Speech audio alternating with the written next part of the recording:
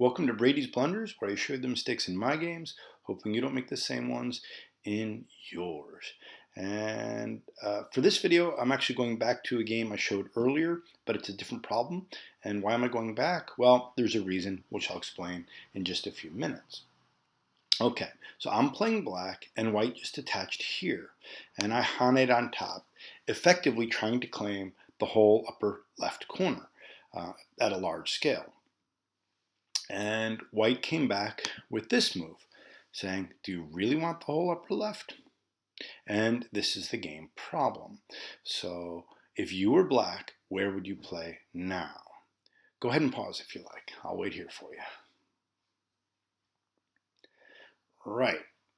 Well, I played here as if to say, yeah, I really want the upper left. And if you're going to lean on it, I'm going to seal it off and be pretty happy with the big chunk of cash I get. But this was wrong, and it was wrong for two reasons. First of which is, if I'm playing this thinking the whole upper left is going to be mine, I'm fooling myself. White already has two stones in there, so there's already Aji. And white can, and actually did, immediately jump inside. And there's a ton of variations from here, but killing all three of those white stones is not realistic. And white is either going to live somewhere in the corner or get outside access, and I'm not going to get everything. So it's just not realistic. So that's why sealing off the upper left thinking it's mine is wrong. But there's another reason it's wrong, and that is that this white shape is weak. And I was reminded of it because I just recently got home and I'm doing some catch up on videos, and I'm watching the Dwyrin videos, and he's doing his 25 days of December and doing shorties effectively each day, going through Proverbs. And in his third episode, which I'll link to down below, he did cutting across knight's move. And actually, he had this exact shape with these 5 stones. And the answer in the problem that he gave was black should just play here. But there's a key difference, and that is in his problem, there was a black stone over here.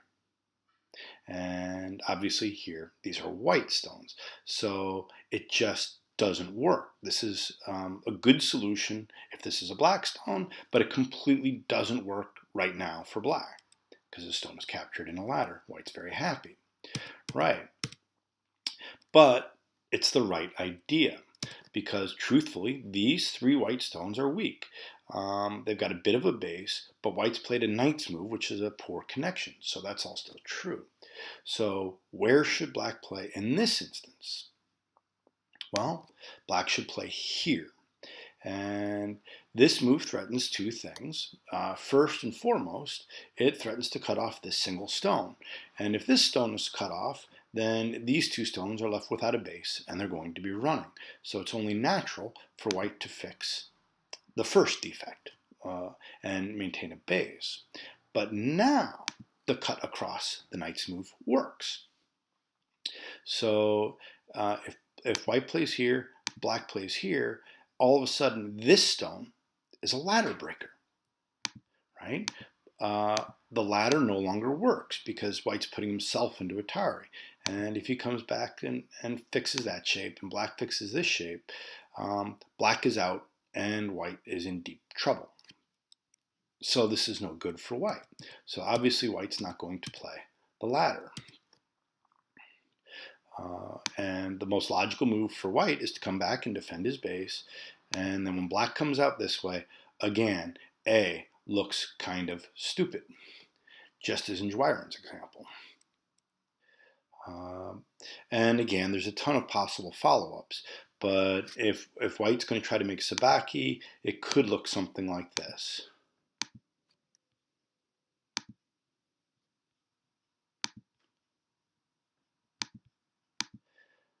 And again, you see that black is fine over here and isn't necessarily planning on taking the whole left, but white has a very weak group with no base, and another weak group over here.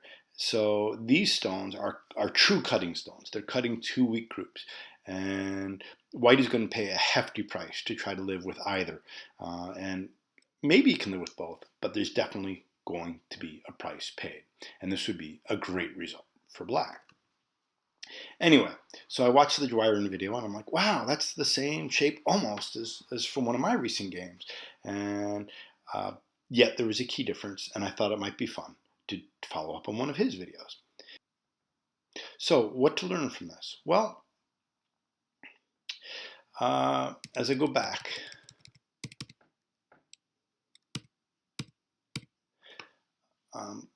I'm fascinated by the fact that this shape is identical to the example in Dwyrin's video, yet the solution is significantly different. And what does that mean? Well, just what we all already know. Go is a hard game, and there are no ironclad rules in terms of best play, and minor variations, minor differences, or seemingly minor differences in the surrounding conditions have a dramatic effect on what the correct move is.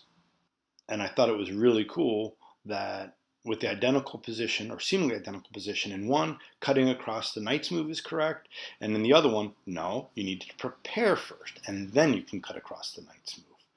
Anyway, thanks to Dwyrin for his example, and thanks to all of you for watching. See you next time.